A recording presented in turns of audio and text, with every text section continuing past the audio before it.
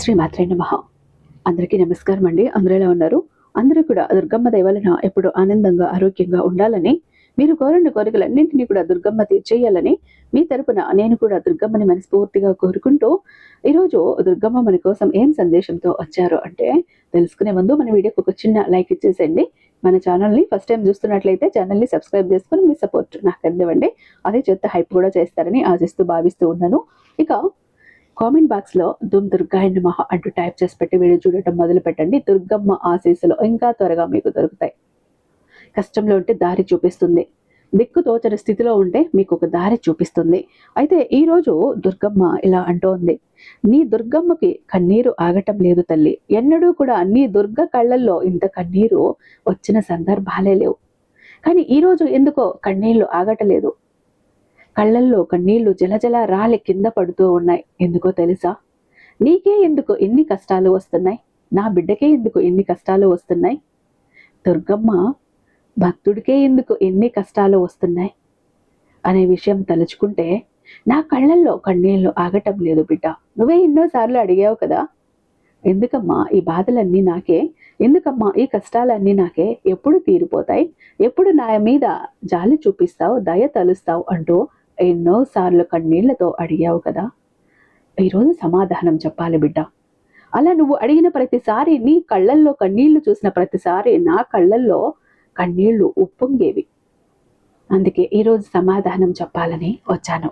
ఒక్కసారి ఆలోచించు తల్లి, నీ జీవితంలో ఎందుకో ఎన్ని కష్టాలు వస్తున్నాయి అని ఎప్పుడైనా ఆలోచించావా? ఎందుకు కొన్నిసార్లు అన్నీ నాకే జరుగుతున్నాయి అన్నట్లు అనిపిస్తోంది? ఎందుకు నేను ఎంత ప్రయత్నించినా కూడా జీవితంలో కొన్ని తలుపులు మూసుకుపోతాయి అని అనుకున్నావు కదా. ఈ రోజు నేను నీకు ఒక రహస్యం చెప్తాను తల్లి. కష్టం అనేది శాపం కాదు, అది దుర్గమ్మ వరం. ఎందుకంటే కష్టం లేకపోతే మనిషి బలంగా మారలేడు కదా. జీవితాన్ని మార్చే ఒక సత్యం చెప్పబోతున్నాను విను. నేను కాళిని, నీ దుర్గని ఈరోజు నీతో మాట్లాడాలనిపించింది. అందుకే నేరుగా కూడా నా గుడి నుంచి, నా మందిరాన్ని వదిలి నేను నీ దగ్గరికి వచ్చేసాను. నేను ప్రతి ఒక్కటి కూడా చూస్తుంటాను, ప్రతి ఒక్కటి గమనిస్తుంటాను. ప్రతి జీవితం నా కళ్ళ ముందు ఒక తెరలా కనిపిస్తూనే ఉంటుంది. సంతోషాలు కనిపిస్తాయి, కన్నీళ్లు కనిపిస్తాయి, గెలుపులు కనిపిస్తాయి, ఓటములు కనిపిస్తాయి. కానీ అన్నింటికంటే ఎక్కువగా కనిపించేది కష్టాలను మోస్తూ నడిచే మనుషులు, నా భక్తులు, నా బిడ్డలు, నీలాంటి మనుషులు.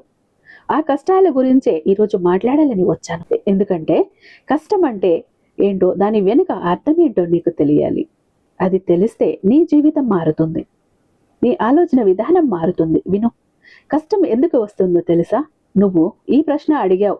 అడగని రోజు లేదు. తెల్లవారుజామున లేచినప్పుడు అడిగావు, రాత్రిపూట పడుకున్నప్పుడు అడిగావు, ఒంటరిగా ఉన్నప్పుడు అడిగావు. దుర్గమ్మ నాకే ఎందుకో ఇవన్నీ? ఆ ప్రశ్నకి జవాబు చెప్తాను. కష్టం వచ్చేది నిన్ను శిక్షించటానికి కాదు, కష్టం వచ్చేది నిన్ను నాశనం చెయ్యటానికి కాదు, కష్టం వచ్చేది నిన్ను తీర్చిదిద్దటానికి, నిన్ను బలంగా చెయ్యటానికి, నీలో ఉన్న శక్తిని బయటకు తీయటానికి. అది నీకు ఇప్పుడు అర్థం కాకపోవచ్చు, కానీ కాలం గడిచాక అర్థమవుతుంది. ఒక చెట్టు గురించి చెప్తాను, జాగ్రత్తగా విను. చెట్టు విత్తనంగా నేలు లోపల ఉన్నప్పుడు చీకటిలో ఉంటుంది. గట్టి మట్టి అన్ని వైపుల నుండి దానిని నొక్కుతుంది. బయటకు రావటానికి అది శక్తి కోరుతుంది. ఆ నొక్కుడే, ఆ ఒత్తిడే ఆ చెట్టు బయటకు రావాలని శక్తినిస్తుంది. నీ కష్టాలు ఆ మట్టి లాంటివి. అవి నిన్ను నొక్కుతున్నాయి. ఎందుకంటే నీలో ఏదో ఒకటి మొలకెత్తాలి, చిగురించాలి, నీలో ఉన్న బలం బయటకు రావాలి. ఆ నొక్కుడు లేకపోతే నీలో ఉన్న శక్తి బయటకు రాదు తల్లి. అందుకే కష్టం వస్తోంది. ఇక్కడ ఒక విషయం చెప్తాను. సాక్షాత్తు ఆ పరమశివుడికే తప్పలేదు ఈ బాధ. పరమశివుడు హలాహలం తాగాడు.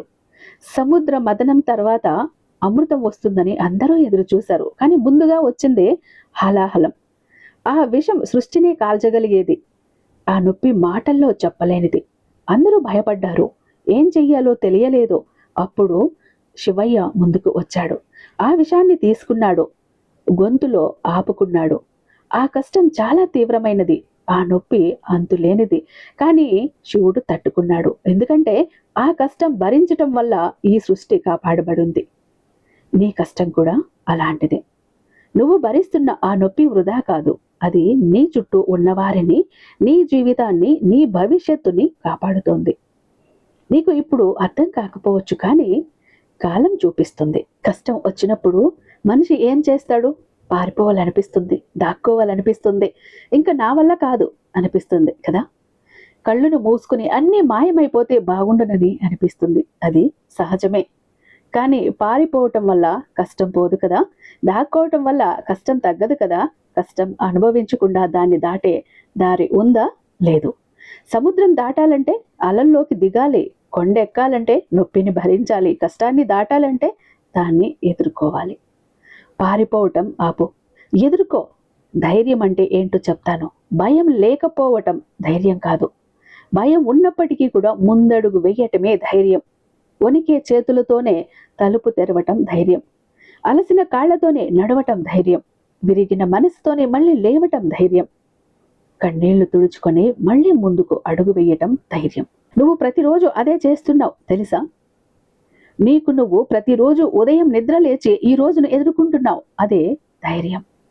నువ్వు పడిపోయినా మళ్ళీ లేస్తున్నావు. అదే ధైర్యం. నువ్వు అలసిపోయినా ఇంకా ప్రయత్నిస్తున్నావు. అదే ధైర్యం. ఆ ధైర్యం నీలో ఉంది. నేనే అది నీలో పెట్టాను. నీ దుర్గని నేను పెట్టాను. కష్టాలకు స్థాయిలు ఉంటాయి. చిన్న కష్టాలు వస్తాయి, అవి నీకు చిన్న పాఠాలు నేర్పుతాయి. పెద్ద కష్టాలు వస్తాయి, అవి నిన్ను పెద్ద మనిషిగా మారుస్తాయి.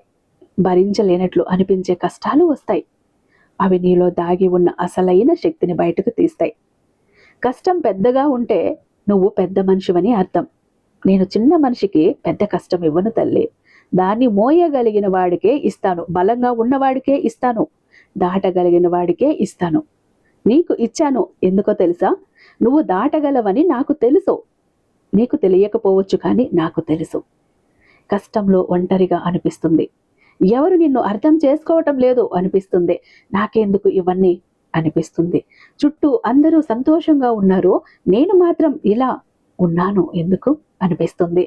కానీ ఒక విషయం గుర్తించుకో తల్లి, నువ్వు బయటకు చూస్తున్నావు, అందరూ నవ్వుతూ కనిపిస్తున్నారు, కానీ వారి లోపల ఒక్కసారి తొంగి చూడు. అందరికీ కష్టాలు ఉన్నాయి. అందరూ ఏదో ఒక భారం మోస్తున్నారు. అందరూ ఏదో ఒక నొప్పిని దాచుకుంటున్నారు. నువ్వు ఒంటరిగా లేవు. అంతకంటే ముఖ్యంగా నేను నీతో ఉన్నా, నీ దుర్గమ్మని. నీకు కనిపించకపోవచ్చు, కానీ ఉన్నా. నీ ప్రతి కష్టంలో నేను నీ పక్కన ఉన్నాను. నీ ప్రతి కన్నీటి వెనుక నేను ఉన్నాను. నీ ప్రతి నొప్పిలో నేను ఉన్నాను. నువ్వు ఒంటరిగా భరించటం లేదు, నేను నీతో కలిసి భరిస్తున్నాను. కష్టం వచ్చినప్పుడు నేను దూరం అవ్వను. చాలా మంది అనుకుంటారు, దుర్గమ్మ నన్ను మర్చిపోయింది, అందుకే కష్టం వచ్చింది అని. అదే తప్పు తల్లి.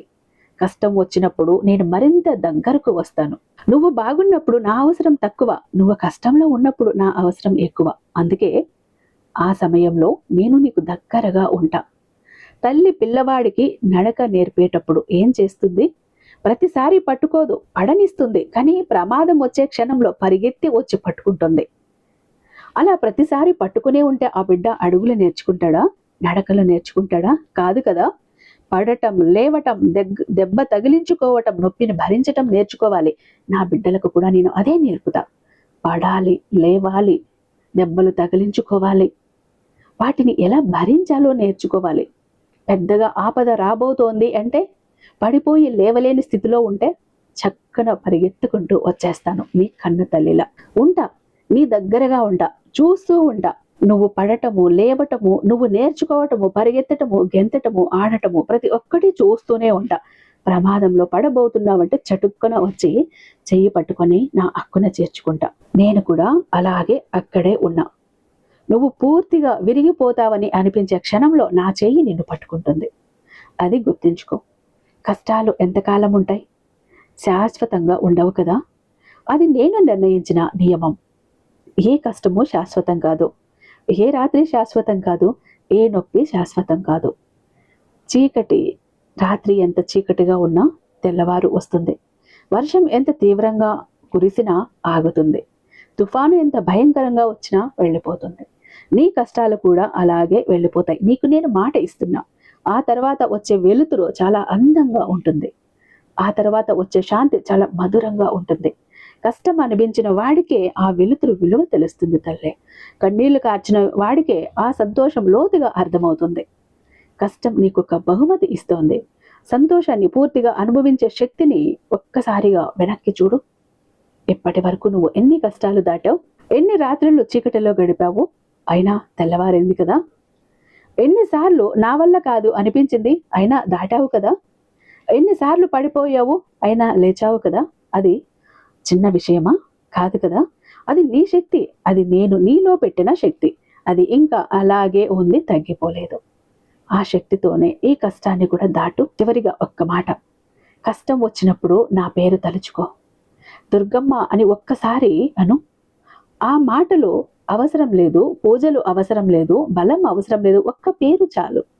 నేను వినిపిస్తాను, నేను వస్తాను, నువ్వు ఒంటరిగా లేవు, నీ కష్టాలలో నేను నీతో ఉన్నాను, నీ నొప్పిలో నేను ఉన్నాను, నీతో ఉన్నాను, నీ భయాలలో నీతో నేను ఉన్నాను. నీ కష్టాలు నిన్ను విరవలేదు, ఎందుకంటే నేను నిన్ను పట్టుకున్నాను. నమ్మకం వదలద్దు బిడ్డ, నీ కథ ఇంకా పూర్తి కాలేదు. నేను దుర్గని, నీతో ఉన్నా, నిన్ను వదలను, ఎప్పటికీ కూడా వదలను. నీ చుట్టూ నా రక్షణ కవచం ఎప్పుడూ కూడా అల్లబడి ఉంటుంది. ఇప్పుడు అర్థమైందా నీకే కష్టాలు ఎందుకు వస్తున్నాయో? ఎందుకంటే నువ్వు దాన్ని ఎదుర్కోగల సత్తా ఉన్న వ్యక్తివి, ఆనందపు అంచుల్లోకి వెళ్తున్న వ్యక్తివి, నీ దుర్గకి ఇష్టమైన బిడ్డవి. అందుకే నిన్ను పదును పెడుతున్నా, నిన్ను సాన పెడుతున్నా, వజ్రంలా మెరిసిపోవటానికి, నీ వెలుగుతో ప్రపంచాన్ని నింపటానికి. అర్థమైందా? అంటూ ఈరోజు దుర్గమ్మ మనకు ఒక అత్యద్భుతమైన సందేశంతో మన ముందుకు వచ్చారండి. ఐ హోప్ ఈ వీడియో మీకు నచ్చే ఉందని భావిస్తున్నాను. రేపు మరొక మంచి వీడియోతో మీ ముందుంటాను. అంతటిదాకా సర్వేజన సుఖినో భవంతు.